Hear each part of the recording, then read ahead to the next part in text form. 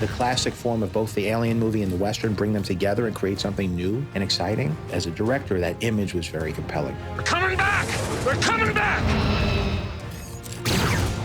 It's everything I hope for and beyond. The coolest version of the West meeting aliens. They're here.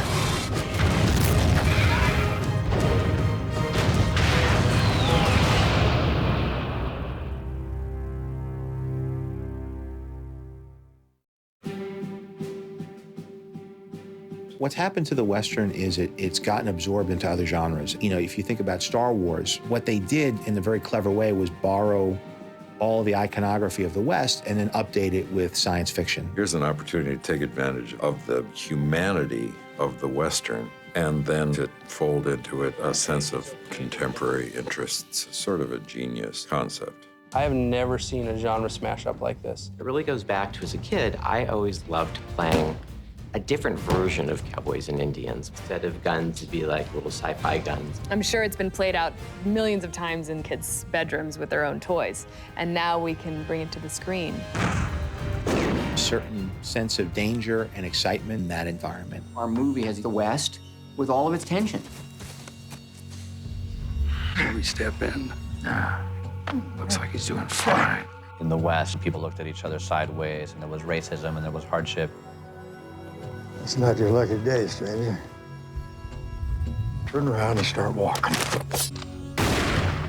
He's lost his memory, and he sort of finds himself stuck in the middle of the desert, alone, bleeding. And then it's really the story for him is about sort of finding out what happened to him. We find out in context of the film why he doesn't remember who he is or where he came from. There's something you know about me, lady. You don't remember anything, do you? And we meet this woman who later proves to have her own very interesting story to tell. Ella is a mysterious traveler, and she has a certain connection with Jake and a certain power over him that no one else does. What do you want? I know you're looking for something. So am I. He stumbles into this town really in search of his identity and ends up being recognized as a notorious killer. Jake Lonergan, turning you over to the federal marshal. As Jake's past and his memories come clearer into view, he discovers that he's tremendously gifted as a fighter. I'm gonna need you to come with us. Sort of ends up in a local town, which is an old gold rush town, which is down on its luck, and is run by a guy called Dolarhyde, who's Harrison Ford's part. The town is basically living on the proceeds of Woodrow Dolarhyde and his cattle business. Boss, we ought to get more hands. Why? You're not gonna believe this, but I think Jake Lonergan's in town. Jake's shady past clashes with Dolarhyde, and they're both tough guys, and they both come up against each other and clash. I ain't going to Santa Fe. He ain't no good to me hanging at the end of a rope. He's been instrumental in the fact that my son is in jail. And besides that, he appears to be the guy who stole my gold. So we're not very friendly to start with. I want that man. You give him to me now, or I'm gonna take him. That story doesn't get a chance really to play itself out because the aliens come. Everybody sees the alien silhouette and then crash. And then for the crash, everybody takes their eye line from one to the other. Is that Scream, splat, silhouette. gunshot, scream, splat, silhouette, crash? The first time we see them, we really want to borrow from the imagery of, let's say, Close Encounter. It's nighttime in this old West town, and there's about to be a bit of a scuffle.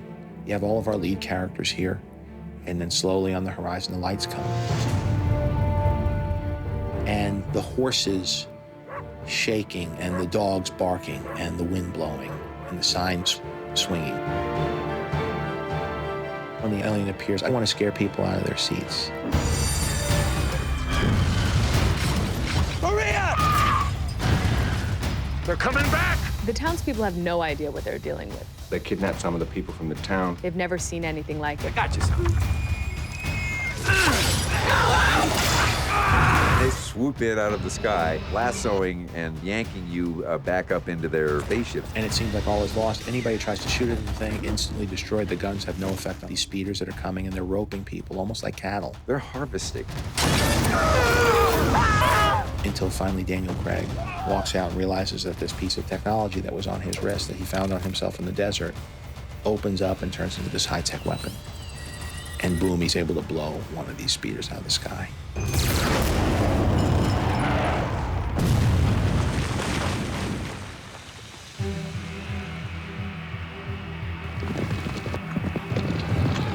It's a sort of a quest from then on in to go and get their people back. You ready to get your son back?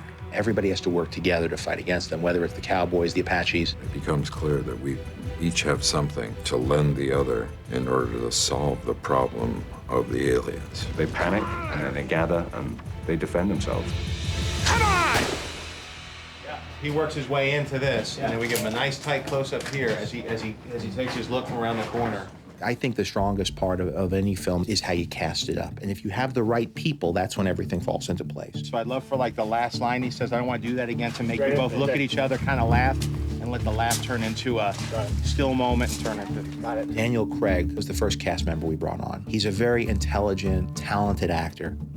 I read the script, and I thought, what a fantastic movie. I'd love to see this movie. I've always wanted to play a cowboy. It seems such a stretch when you're from the north of England. I met with John, and the whole thing sort of snowballed, really, and suddenly I was riding a horse. Then it was Olivia Wilde. We brought her on board. I thought she was very beautiful in a very interesting, unique way. And the idea of her playing against Daniel Craig, just as a director, that image was very compelling. You know who you are. You just have to remember. I was completely intent on playing Ella, and I was so fascinated by this character because I thought she's unlike any female character I've read. Where'd you get your bracelet? I don't know. And Harrison Ford found this was an interesting subject matter and an interesting role for him to take on. As far as I'm concerned, for my generation, he's like John Wayne. I figure you owe me. I don't see it that way. My real hook was the character and the opportunity to play something, a character somewhat different to what I've done in the past. Play a character like Woodrow Dolarhyde, who makes no apologies, is kind of a delight. What is that thing? Why are you asking me? Because you've shot it. We have one advantage. They underestimate you. We want the audience to be sucked into the idea that these were real people and something awful happened to them. I need that weapon. It's the only thing that counts. This guy becomes the key to fighting this insurmountable enemy. And so all the people who might be in conflict with him have to rally behind him. So we are forced to work together. It's cool to see characters who would have been shooting at one another a few days before are suddenly forced to try to survive together. Let's get him! It all comes into clear focus in a big daylight battle above ground where you have cowboys jumping onto the backs of these 9-foot creatures. Get out!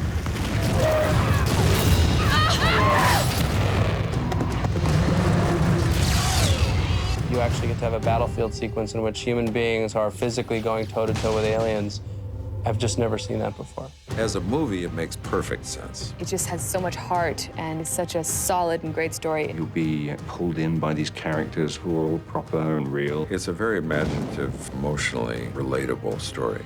We're trying to do something completely different. People are really thirsting for something new.